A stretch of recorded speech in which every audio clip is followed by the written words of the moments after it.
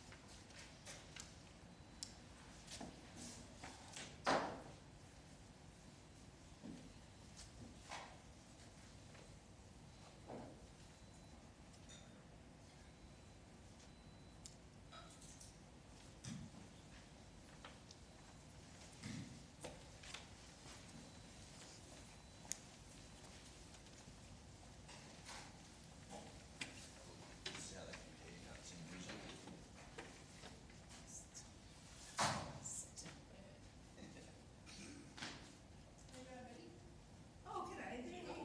Thanks, Wendy. It's good. Wendy, how are Well, you? that coat is nice and warm, but it doesn't help my tan. So what, sorry? That coat is nice and warm, but it doesn't help my tan.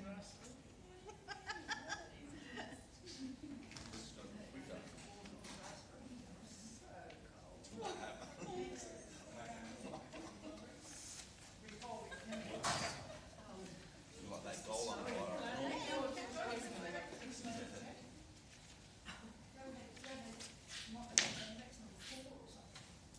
That looks quite good, that thing that you sent through to us. Yeah, that's right. That was the same group as before.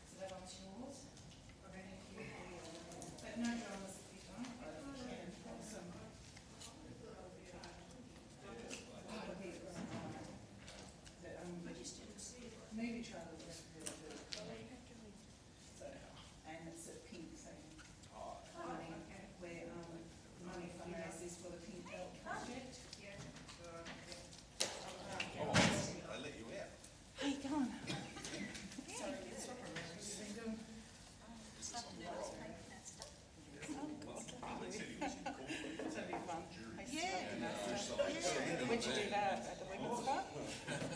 Yesterday, Actually speaks, which is pretty hard. Oh, no, Chandler, she's too much. That game you play looks pretty hard. but yeah, Richard's harder. Just to say goodbye as he's coming. I've got all these things to look forward to when I retire. I'll probably be dead by then, I think. Yeah, no, but yeah, basketball's starting up, so that's, life's gonna get Oh, better yeah, again. sure, they can't drop it. Hey, I didn't notice their hands like working group, so that's finished. No, they just duck off as soon as it's duck off as soon as it's done. Which way is it? Working group for sports. What's that?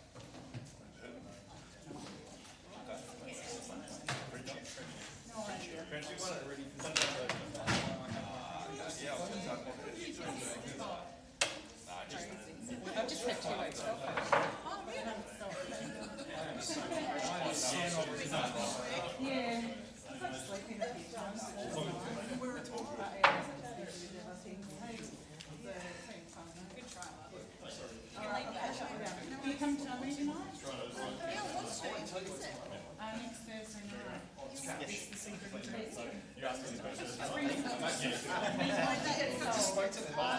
Hard ones or you can buy it online. But yeah, we need I won't take time, I'll just say.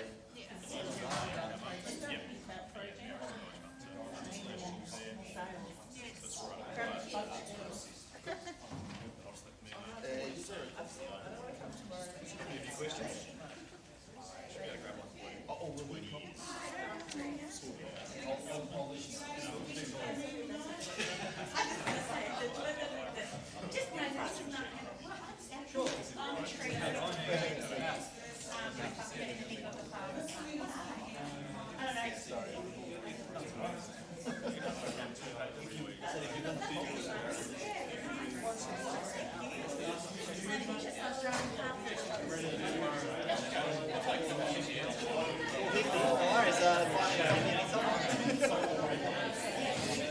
I'm looking forward to that. There's not always bad news, my dad.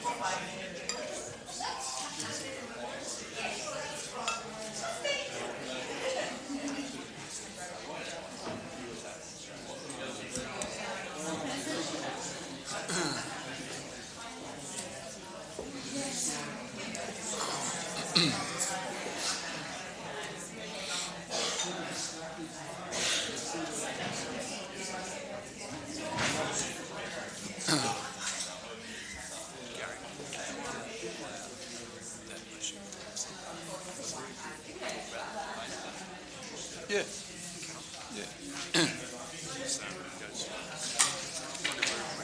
Yeah, no, you just pull it out, mate.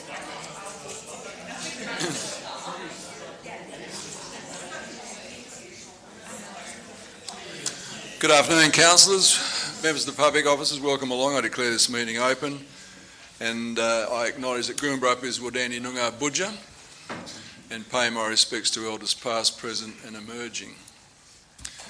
Under announcements, today is the final day of Dr. Dave Chandler's employment with the city, and I think, councillors, you'll join with me in thanking him for his outstanding service to the city over the past 2 years, and he's made some significant changes which will be long-standing. So thank you very much, Dr. Chandler.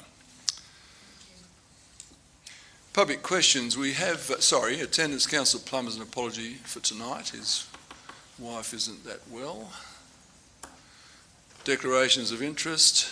I have Councillor Yip has an impartiality interest in 10.4.1. Any further declarations? Thank you. Mr. Flay, are you in the audience? Come forward. You have some questions. Welcome. Thank you. Thank you for your time. So instead of reading everything, I'll just go quickly. So apologies firstly for not having the technical or exact terms. I say that in response to can Bunbury City have a more defined overnight rest area scheme? So I'm not technically saying overnight rest area. It's more so to do with just simply when people with caravans or RVs, they come to the beach. I have a vested interest in this because I spend some time there. They do end up taking up a lot of space, and they do kind of just park wherever they want. And so, again, putting up signage is, another solution. But I mean, we have a beach, we have a beautiful natural asset. Why put up more metal signs with, don't do this and not do that? It's not very welcoming.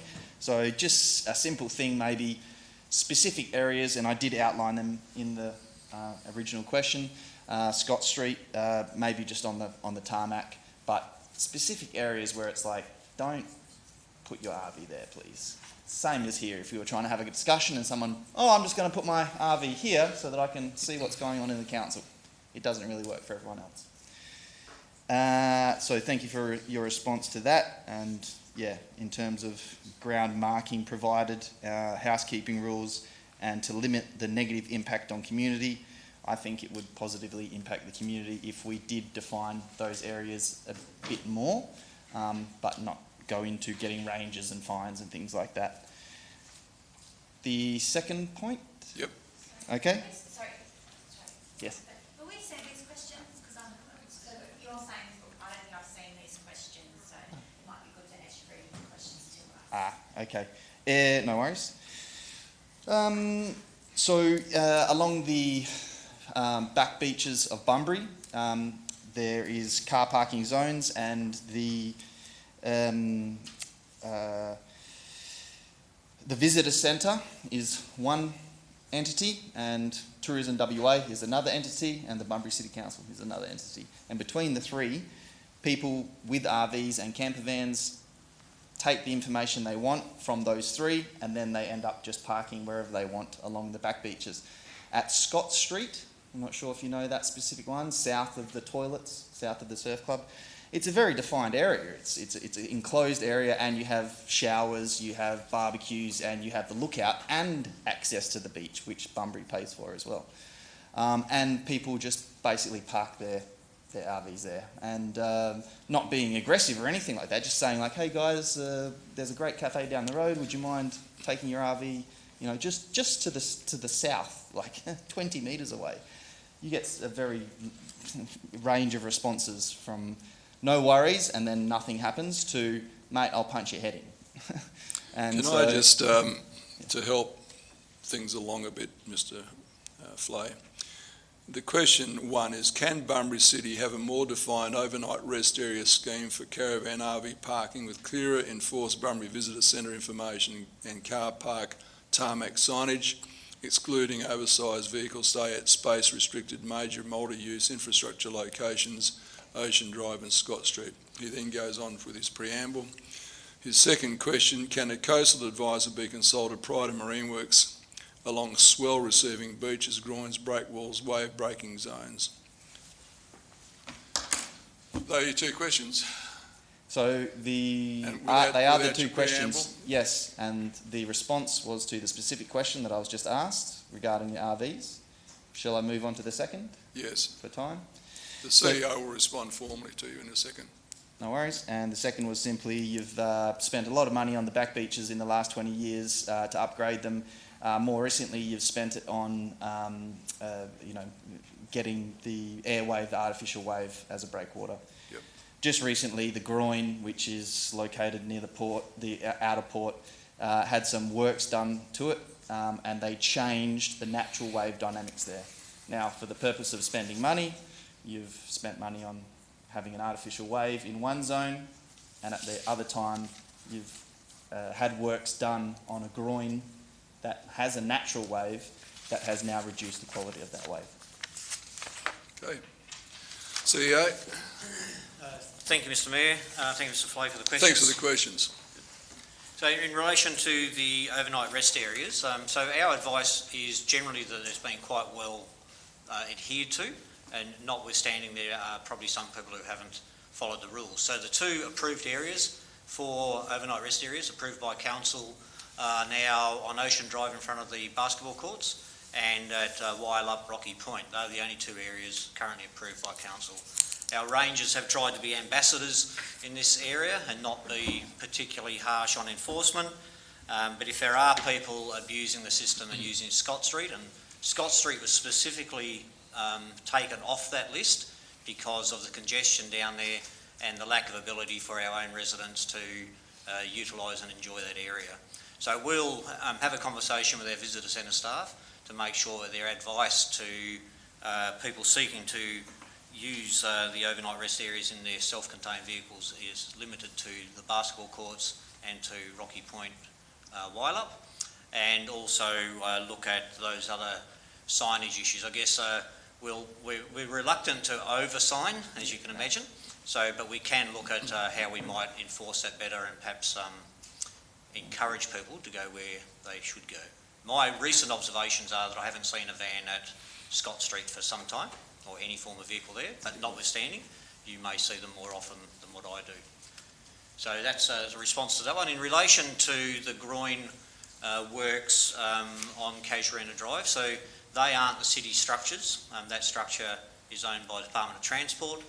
That structure was actually failing, and so unfortunately for surfers, the wave that was produced was actually created by that structure actually being destabilised or falling into the ocean. So the work that was done was to reinstate the original intention of that particular structure.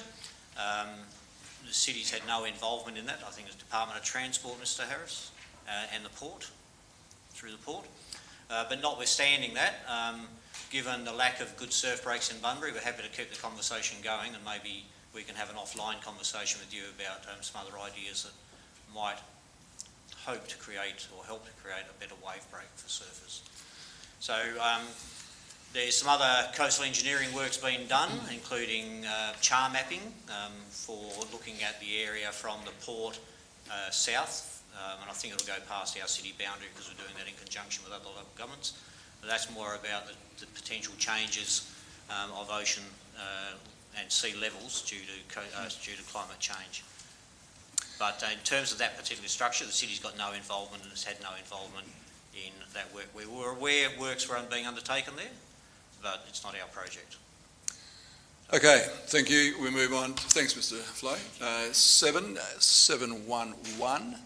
Can I ask someone move confirmation of the minutes of the last ordinary council meeting? Councillor Kozisek, Councillor Giles, all in favour? That's carried unanimously.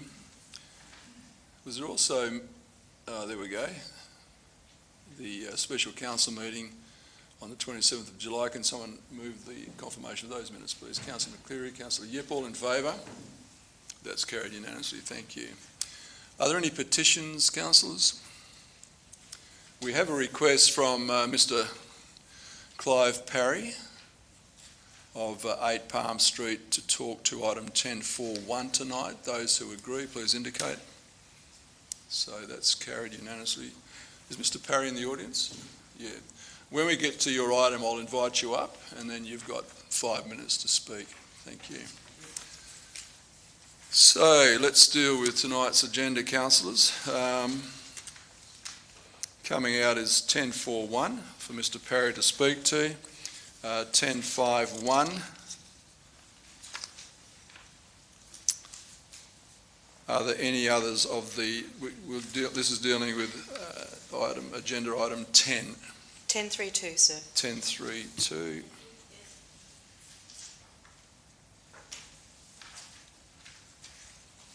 And Councillor Kozisek and Joel, same item. Any further items, councillors? Can I have someone move the balance, please? Councillor McCleary, Councillor Steck, all in favour? That's carried unanimously, thank you. We go to 10.3.2. Can I have someone move the executive recommendation? Councillor Smith. I don't wish to move, but can those items be taken separately, please? Once we get them off the table, yes. Thank you. So you want items 1 to 7 taken separately? And I've got a pro forma as well. Yeah, can I have someone move the executive recommendation to get this conversation underway? Councillor McCleary, thank you. Is there a seconder? Councillor McGill. Councillor McCleary? Thank you. Okay, Councillor McGill? Reserve, right. Speakers against? And we're taking them separately from 1 to 7. Yep. So 1 is now on the books. Right. Can that be clarified? So we can debate those individually? Yes, Thank yes. Yep. So let's go with 10.3.2.1, A to F. That's what we're dealing with now. The motion of Councillor McCleary and Miguel applies to all of those 7 items. Is there a speaker against 1, A to F? If not, I'll put it all in favour. That's carried unanimously, thank you. Item 10.3.2.2. Is there a speaker against? Councillor Steck. Thank you, sir. Being a former chair of this committee, I would like to see that the restructure of the Bunbury Event Advisory Committee be a full committee of council, not an advisory committee. You're opposed to this recommendation? Correct. Okay. Is there a speaker for? Councillor Yip. Thank you. I think a working group is probably the right kind of format for this committee at this time.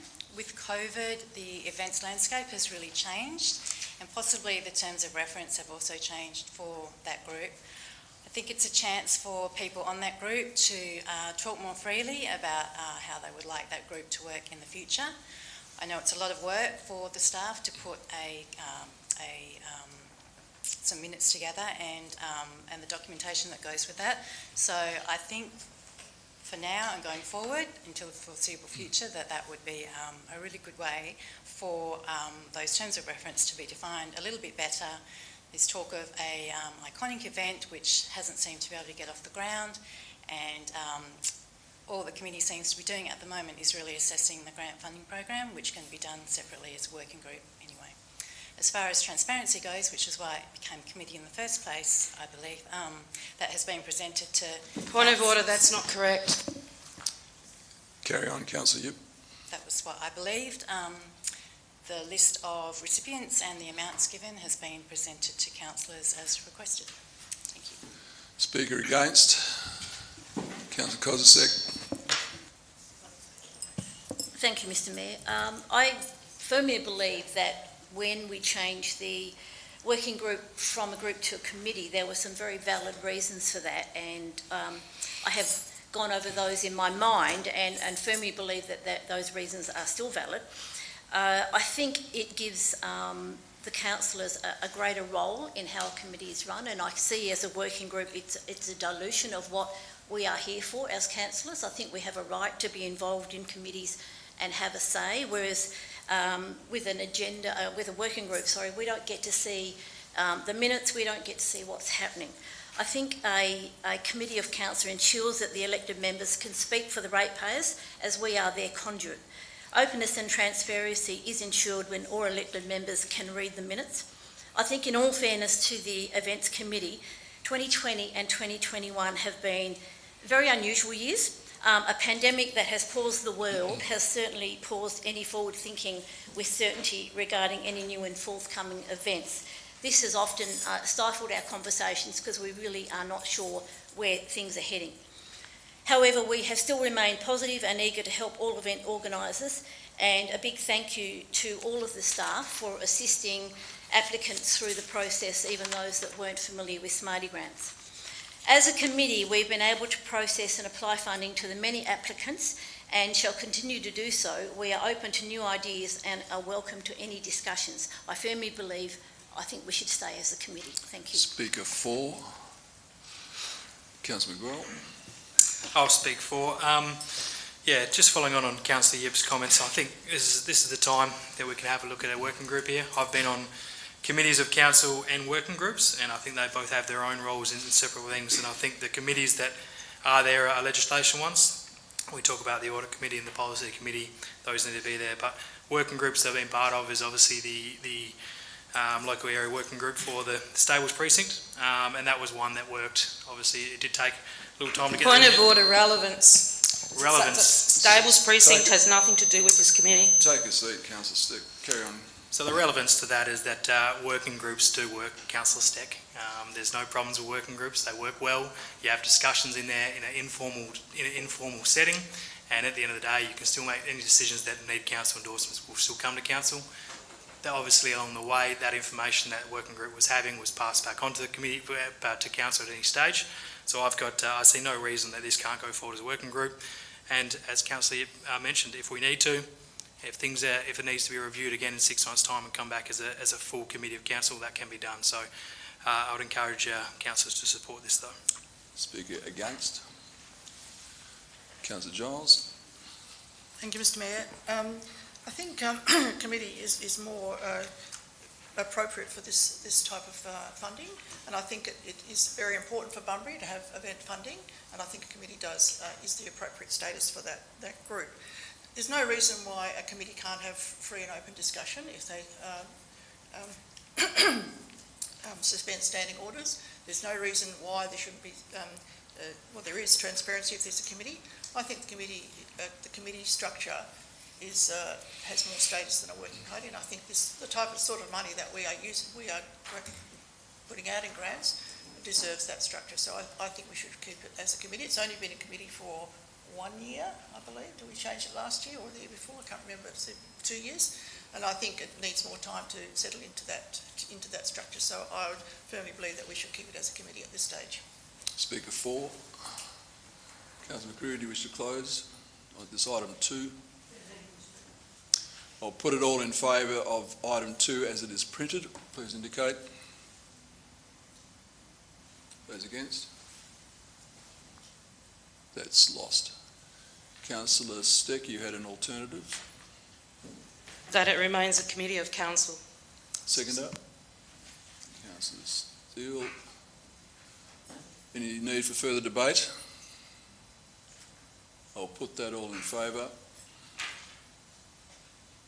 Those against? That's carried. So against, did you get all the ones against, Liam? It was Councillor McCleary, Councillor Yip, myself and Councillor Turner. The rest were for. We move on to number 3.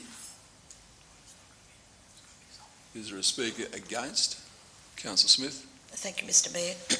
For all the reasons given by the previous speakers, this also relates to the International Relations Committee. Now more than ever, with COVID and everything that's happened in the world, we need more of this sort of thing rather than less.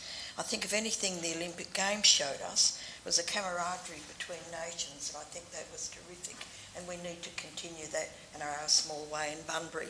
I also think that once a committee it's gone, it's trouble getting it back. for all the reasons that were previously mentioned, the fact that there are minutes and you can suspend standing orders if you want to discuss things further. There's a record of what's going on at the meeting. For all those reasons, I feel that the International Relations Committee should remain as a council committee. Thank you.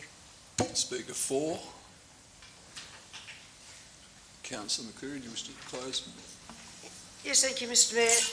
I'm getting the impression that people seem to be thinking, or councillors seem to be thinking, that a working group doesn't have any power. It actually empowers the community more and will make them feel more able to be able to participate in a more positive sense. So, and then when, as councillors, we go on to our committees, we kind of just turn up because we're there. And I don't mean to be rude, but it's a fact. They just turn up because that we happen to be on the committee. Okay. Sorry, point of order. When you're closing a debate, you're actually not allowed to bring in new information.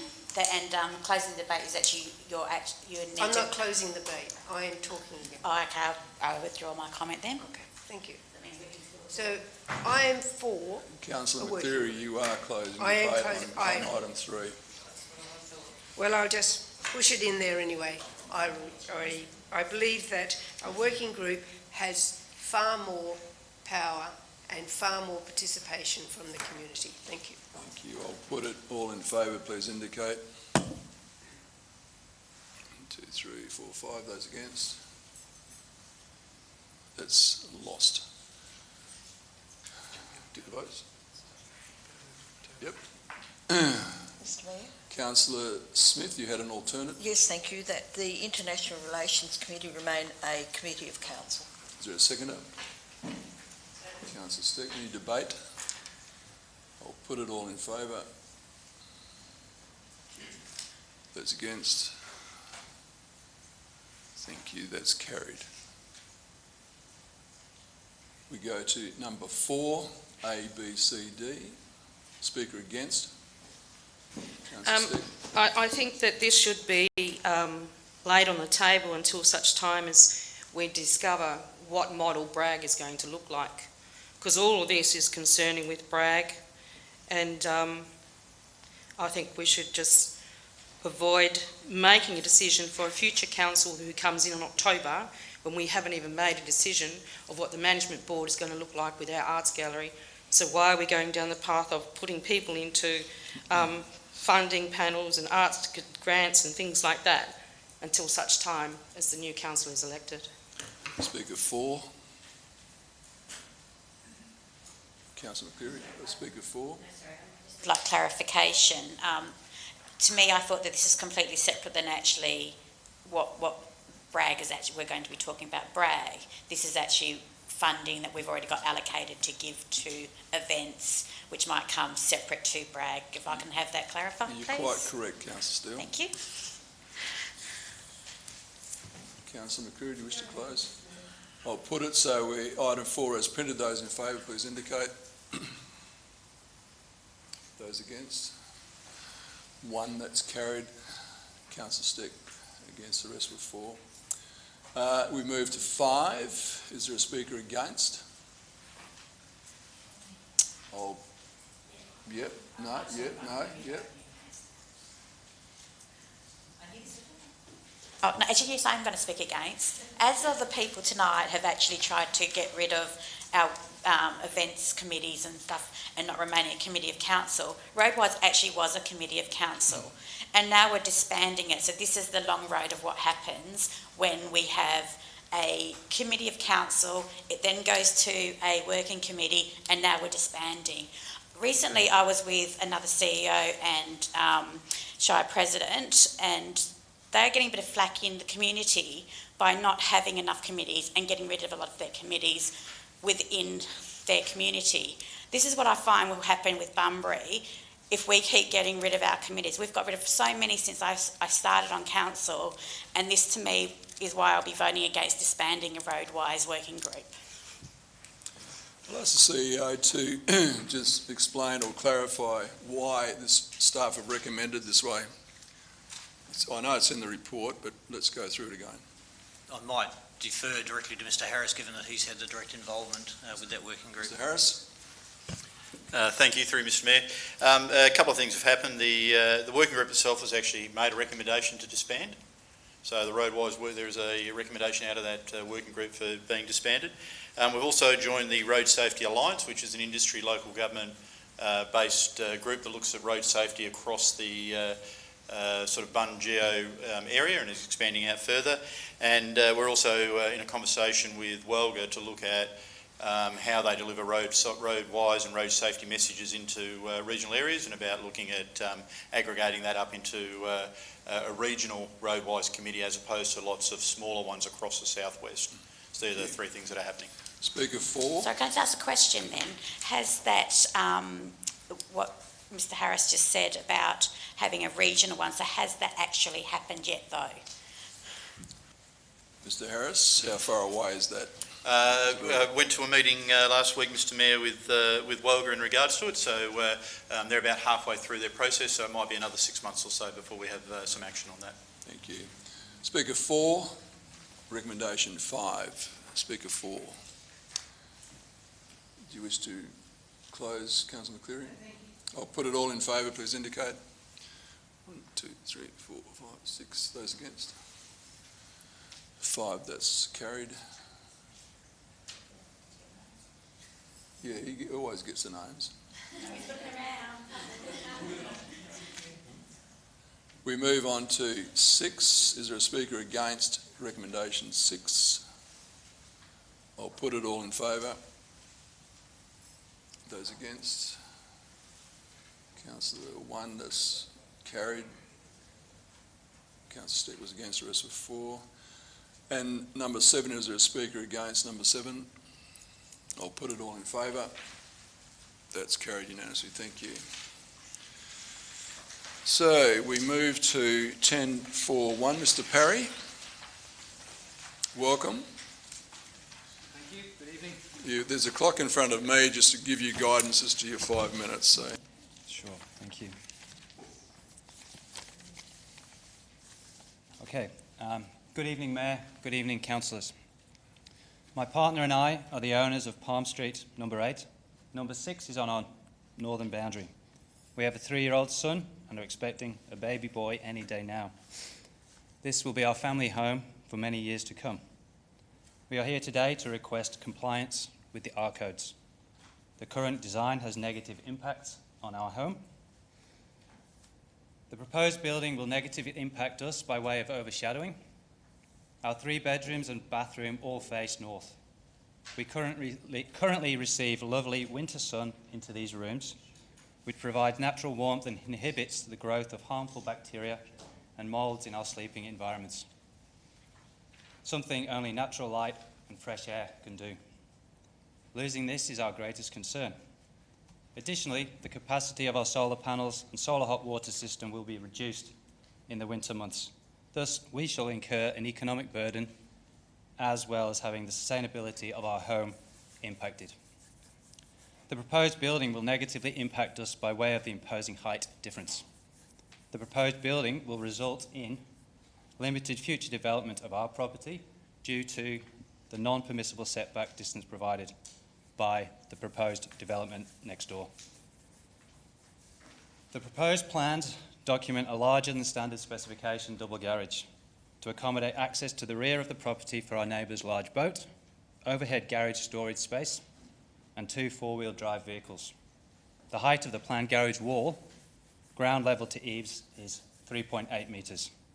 Please note, a standard residential building has eaves to ground level of circa 2.1 metres. The wall height, combined with the retaining and infill of up to 0.8 metres, results in a wall with a high point of 4.6 metres above the current natural ground level at the southern boundary of number 6 and on our northern boundary. It should be noted the retaining and infill does not comply with the R codes also. Just to put this into context, a double-decker bus is typically 4.5 metres high. So imagine this permanently parked approximately 4 metres from your bedroom windows, forever. Palm Street is perhaps one of the steepest streets in Bunbury, and blocks are not on the same level. I'm sure most of you are aware. The natural ground level of our block is already 1.3 metres below the block of number 6. So this will further exaggerate the imposing height difference and impact of the proposal on us. Together with our 2-year-old son, every night my partner and I look out of my son's north-facing window to look at the stars in the night sky. This view will be significantly impacted if these non-compliant plans are approved. I now just like to draw to your attention an elevation drawing that was put together by a planning company in town that was emailed to yourselves. The elevation plan advertised shows the scale of the proposed development and the height difference between the two properties. The drawing is to scale, I questioned this myself, and shows how the retaining and infill up to 0.8 metres and a garage wall height of 3.8 metres contribute towards the imposing height difference. I believe you've got these on your emails if you care to look at them. The officer's report calculates the shadow cast onto our lot as 5.9% of the site. This is actually somewhat misleading, as the overshadowing actually affects all of our north-facing windows, solar hot water system and solar panels. Take yesterday, an overcast day with little sunshine as an example. Our bedrooms reached 20 degrees as a result of the available sunlight coming in through our north-facing windows. The impact of the development on our solar access and ventilation to our property is far from negligible. The overshadow plan advertised will help you further understand the impact on the overshadowing on us. So you've got these on your emails that were sent out yesterday. But it clearly shows that our windows are fully impacted by the overshadowing of the property. Palm Street blocks are 1/4 acre in size with a 20-metre frontage, and there is no reason why the design cannot be accommodated to meet the R code. A more favourable design would consider a single garage built to standard specifications. Not only would this fit the topography of the block, it would also be consistent with the current streetscape of Palm Street. Currently, there are no double garages on Palm Street. The proposed plans are not compliant with the R codes. We trust this matter is considered thoughtfully by the Mayor and the Council here today, and your recommendation is not to approve the application given the impact on our existing home and the non-compliance to the R codes. Thank you. Thank you. So moved, sir. Councillor Steck, second up. Councillor McCreary, Councillor Steck. On planning grounds, I can't refuse this application on whether or not it's got one garage or two. That's not part of or reason why I can reject an application. So I fully support the officer's work. Thank you. Councillor McCreary. Mr Mayor, it's really quite unfortunate that it's quite right what Councillor Steck said, that we are bound by what our codes say, and we have to pass it. Thank you. Speaker against? I'll put it all in favour. Please indicate. Those against? 4 against. That's carried. So against were Councillors Yip, Steele, Brown and Smith. The rest were 4. So that's approved. We move on to 10.5.1. Can I have someone, Councillor Brown, do you wish to move this? Second up, Councillor Kozisek. Councillor Brown.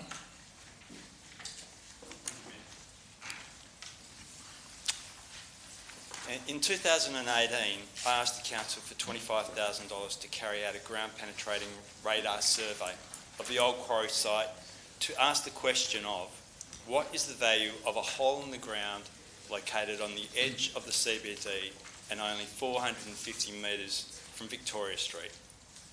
That night, that failed. But through the generosity of local business, we got the survey done and found the hole is 150 metres wide, 100 metres long and 6 metres deep. Then through historic investigations, I found that the old quarry was quarried for the purpose of building an ocean pool, which in 1907 was described by the Mayor at the time to be the best in the Commonwealth. The Historical Society then found some amazing historic photos. Local businesses came together to produce a video that went viral on social media, and captured the imaginations of both young and old throughout the world. The current group of councillors identified this as a major project and took an improbable idea to a remarkable proof of concept. This is a project that has brought many sectors of the community together. Today we have this positive report that confirms and proves the concept is feasible. The feasibility also identified very rough capital and operating costs based on the vision presented, plus a 50% contingency on top of the cost. The capital costs are based on the video that is striking but very clinical and full of concrete. By utilising the natural basalt stone face exposing 160 million years of history, we could reduce the cost of construction significantly. What other opportunities exist to reduce these costs further? Likewise, operating expenses can be reduced. As an example, I have contact with a professor from the University of WA who believes that because of the unique geology of the site, we can have a heated saltwater pool by just tapping a hot saline aquifer that runs along our coast. If accomplished, it would make running costs next to nothing and the benefits of a heated pool for free. These are the opportunities that we need to now explore and drive down costs with the use of technology and innovation. In the age of business cases, the University of New South Wales recently combined data on ocean pool use with the economic benefits of an aquatic facility visit from the studies by the Royal Life-Saving Society. This indicates that a typical ocean pool in Australia, such as Freshwater or Queenscliff in New South Wales, with 150,000 visitations per year, has a basic economic benefit of $2 million a year and a combined economic and health benefit to the community of $6 million a year. A high-use ocean pool, such as DY in New South Wales, with 260,000 visitations per year, has a basic economic benefit of $3.5 million a year and a combined benefit of $10 million a year to the community. This is a typical new pool based on cost as outlined in the report will have paid for itself in 2 years. Also, the activation of the beachfront, where we have the recreation grounds and the 7.2 hectares of vacant residential tourism sites along Ocean Drive, could represent a $100 million rise in property values. What we have at the moment is a big basalt basin that is virtually indestructible, that holds water and costs us nothing. Our photos from 1960 show us that by just removing the fill, we have a tourist destination at little or no expense. This pre-feasibility study has shown us that there are no fatal flaws in just doing that. How much further toward the iconic dream is what needs further exploration. So what is that iconic dream? Everybody has a different idea, but my dream is a fully accessible, sustainable saltwater pool that is free to the public and an icon to the world, embracing multiple technologies and innovations, driving the operational costs to zero in an indestructible basalt basin that requires little to no maintenance. Ocean pools on the East Coast are a much-loved community asset, and I hope that this will be the same. It will encourage and bring together the community in a safe and welcoming environment and re-engage our society with a safe ocean experience open to all ages and abilities. Councillor Brown, so tonight, I hope you will move this project forward to its next level of exploration and accept the executive recommendation. Thank you. Councillor Kozisek. Thank you very much. I don't know that I can even go near topping what Councillor Brown has said. I think he has encompassed how we feel about this ocean pool, well, myself in particular, and the community. I think we've all been inspired by the fact that a previous council many, many years ago had this vision, and there is the possibility that we can carry this through. I think we would be remiss not to push this to the next level and see exactly where we can go. Councillor Brown mentioned many options as far as the running costs and other studies to see how we can get this pool to be a natural saltwater pool, which is what we all envisage. We don't want a chlorinated pool. We want something that is totally natural, and that I think that's imperative to our community. We have been given an election commitment from the state government of $250,000 to further investigate this concept, and I think we must take this opportunity and once and for all determine exactly where we can go, how it can be built, what are the alternative ways to power the pumps, and alternative ways to offset the costs involved. Our community has embraced the concept of an ocean pool, not a chlorinated version, but a true saltwater pool. This pool will put Bunbury on the map. We are going to need something special once the bore is finished. Perhaps it could be a competition pool. It would certainly be a fantastic pool for many, many health benefits. I personally cannot swim in a pool that is chlorinated to national standards, and I'm sure there's a lot more people that can't. I urge you to support the recommendation so that we can finally bring the fruition of the dream that started so many, many years ago, but was interrupted by a depression and a war. So I urge you to support this motion, and let's find out once and for all what can be done. Thank you. Question, Mr. Mayor? Question? Yes, please. We had a workshop on this some months ago, and I believe that the person, and I wrote it down, that was giving us the information said that we couldn't have the ocean water because of the pumps would be too expensive and it has to be circulated every 3 hours. So could I have that clarified, please? Because it would be a pool by the ocean, not an ocean pool, if in fact we couldn't have the ocean water in there. So yep. I was asked him several times what he was saying at the time at that workshop, and he said that it would be way too expensive to pump the water up. So could you please clarify that? Sure. Look, it may be that those points that were raised at that workshop will be covered by this further investigative works, but I'll invite the CEO to respond to Councillor McCleary's question.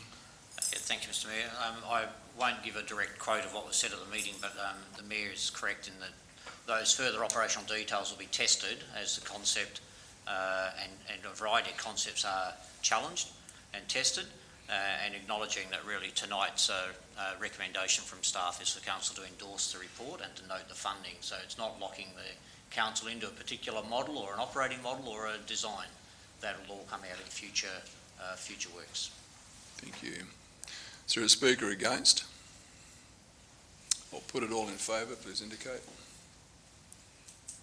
That's carried unanimously, thank you.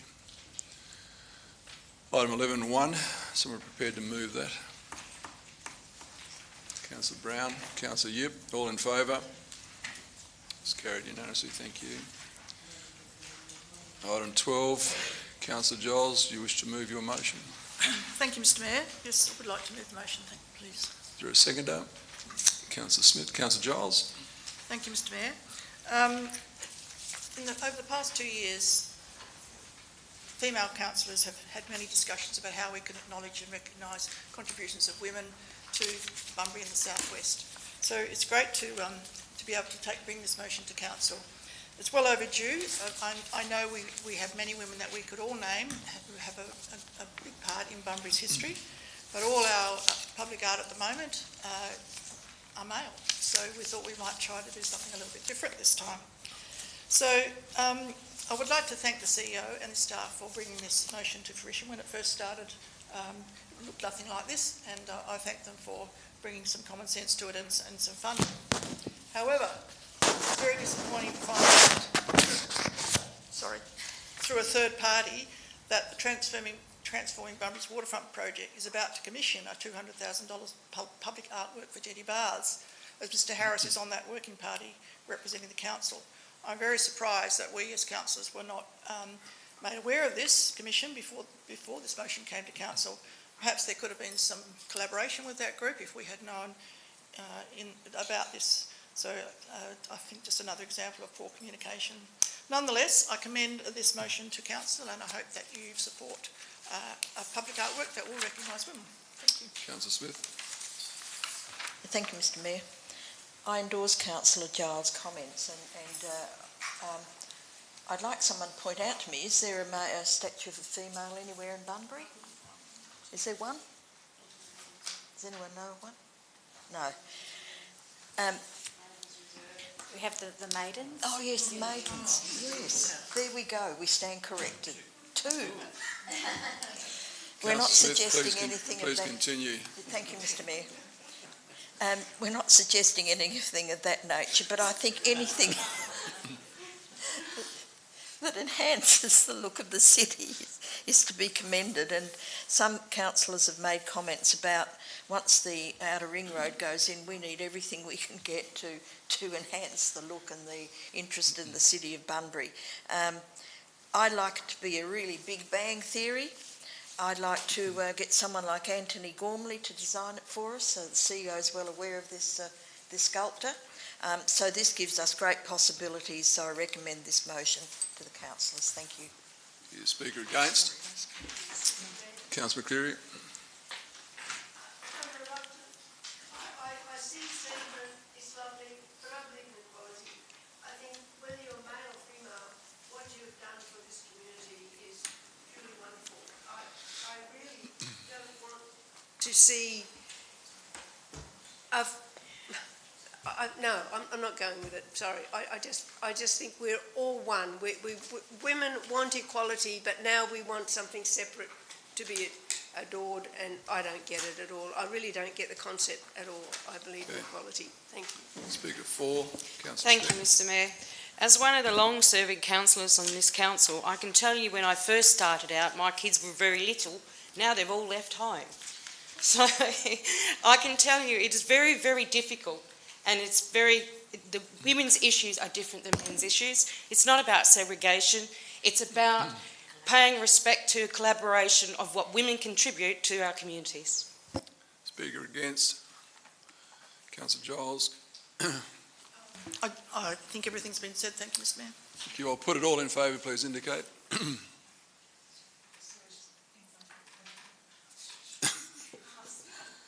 Those against? That's 1 against. That's carried. Councillor McCleary is against. The rest were 4. Thank you. Can I have someone move? We go behind closed doors, please. Councillor Giles, Councillor Steck, all in favour. Councillors, would you all vote on this? Thank you. It's carried unanimously. Thanks, members of the public. We're dealing with